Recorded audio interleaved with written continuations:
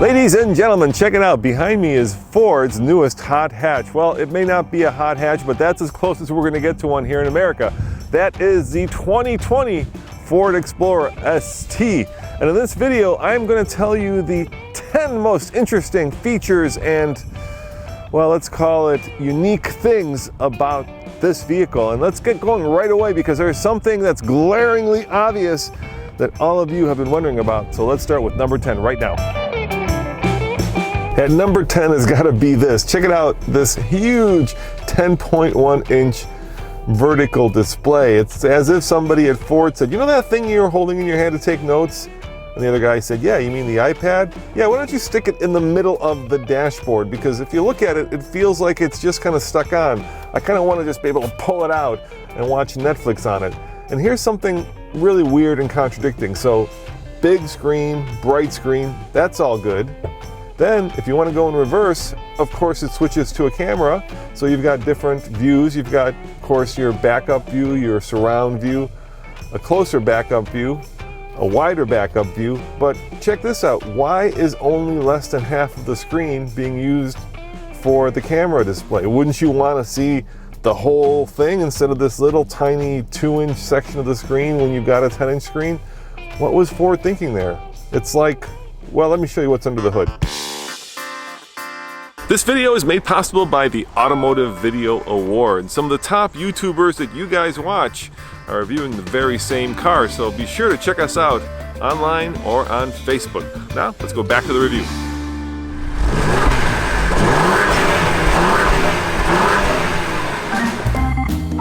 At number 9, we have this giant honeycomb grille, and it's kind of like that display because if you look at it, you think the whole thing is a big vacuum to suck in air to cool that big 3-liter twin turbo under the hood. But when you come closer, you'll notice that some of these holes are actually honeycomb holes and some are blocked.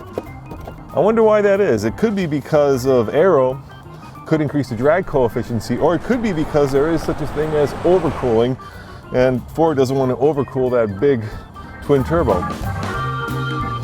At number 8 is a bit of a riddle. You know that in the Ford F-150 you can get a 2.7-liter twin turbo or a 3.5-liter twin turbo.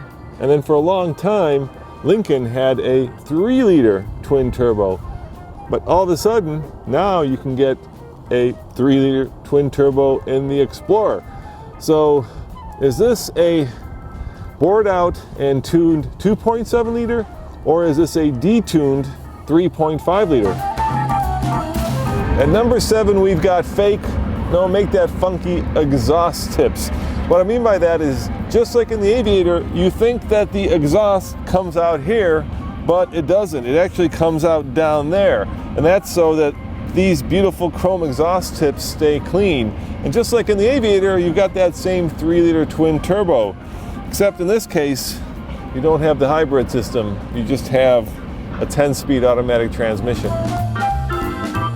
And number 6 is this door handle. Ever since Tesla reinvented the door handle by making it retract into the car, the other manufacturers have jumped on board. So look at this black stripe. Now you might think that that black stripe is to allow you to lock the car, right?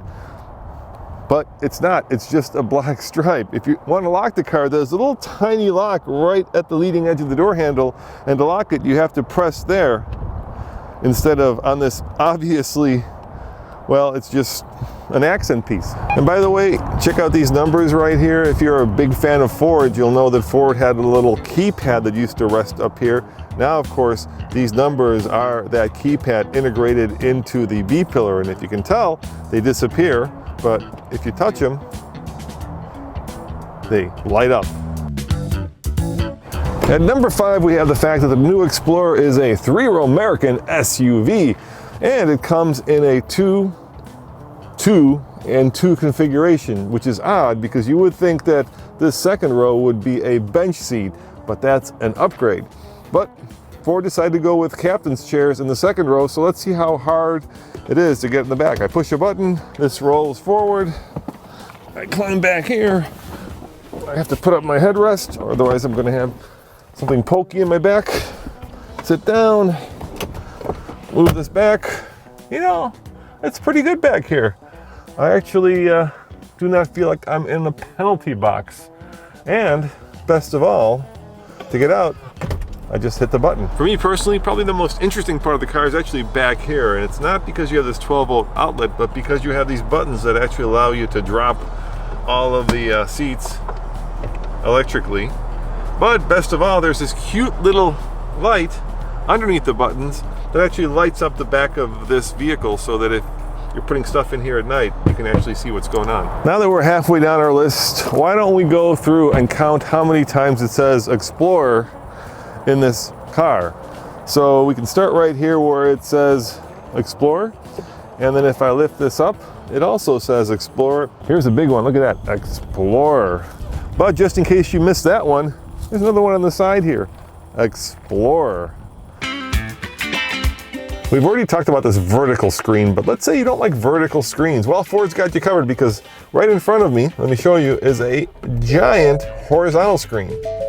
And since now every car seems to have drive modes, we've got a bunch of those. So let's go through them, starting with normal. That's kind of a very calming, going down the road kind of graphic. Then if you click over one more, you get to eco, and that's of course where you save gas. And by the way, we're getting about 19.5 mpg driving around town, which is actually good for a car that has 400 horsepower. Past eco, you get sport. And of course, sport is red, and everything in the screen turns red, letting you know that you are now in the serious driver mode. And finally, past sport, you get into tow haul mode, and this car will tow a respectable 5,600 pounds. But you might be wondering, what does the ST get you besides a bigger engine? Well, you get this. These are 21-inch Scorpions mounted on 21-inch aluminum wheels with what Ford calls the Street Pack red performance brake calipers. In other words, fake Brembos.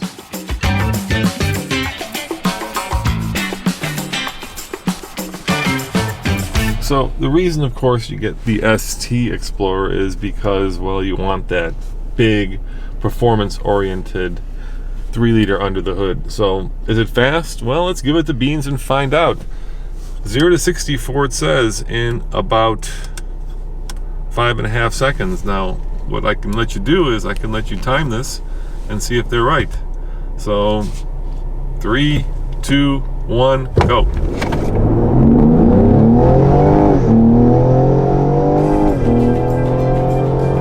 And there's 60. Was that 5.5 seconds? And of course, number one has to be, this generation is now, once again, rear-wheel drive biased. Of course, it's an all-wheel drive car, but for a long time, the Explorer was basically a front-wheel drive car that engaged the rear wheels. But now, you get a rear-wheel drive car that engages the front wheels. And at least for me, that's a big deal, because I like when you push a car a lot more than when you pull it, especially if it's a big-ass American 3-row SUV. As always, this is Roman saying thanks for watching. Check out TFLcar.com for more news, views, and of course, big old American SUV reviews. Ciao.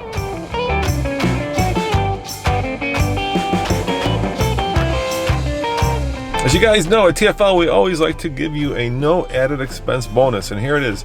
Of course, you have your phone. Where do you charge it? Do you charge it in here? Nope, not there. You charge it down here where you can't see it. Nope, not down there. But Ford has cleverly hidden the charging pad right here. Yeah, right there. Who would have thunk?